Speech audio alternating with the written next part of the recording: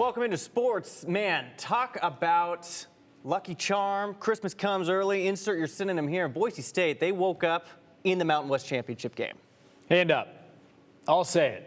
I thought the season was over when they lost to San Diego State. I'll take accountability. Did not think they had any shot. Yep. Fresno State loses. They have this miracle win in Logan a couple days ago.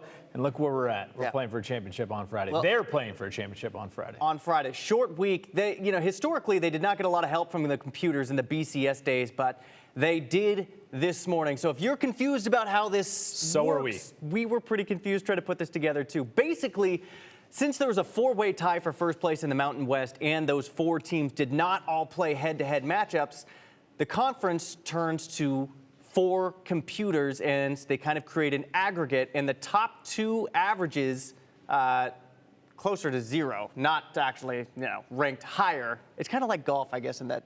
Take this over for me. Yeah, lowest score wins. We don't have enough time to explain the entire metrics, but the bottom line is that UNLV and Boise State will be playing for a Mountain West championship based on one thing that was really key for Boise State was their strength of schedule. Those non-conference games, obviously that Notre Dame game helped them big time. So that's one of the four metrics that is looked at. Yeah, and you can see 66, and you can see the other one, UNLV.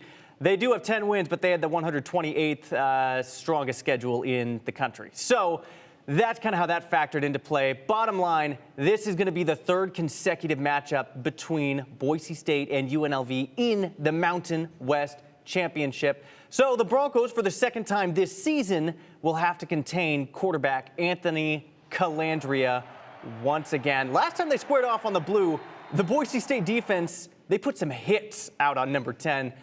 The Broncos collected 3 sacks, and Calandria left that game pretty black and blue, bruised all up and down as the Broncos won 56-31. Now, Calandria, he didn't have a bad game. He did throw for 215 yards and ran for 87. He had 2 touchdowns on the day.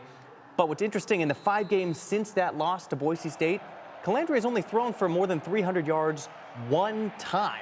And that was in their loss to New Mexico. I think he's improved a lot over the season, but that Broncos defense is no joke. That's why they can contain him, and will look to do so on Friday.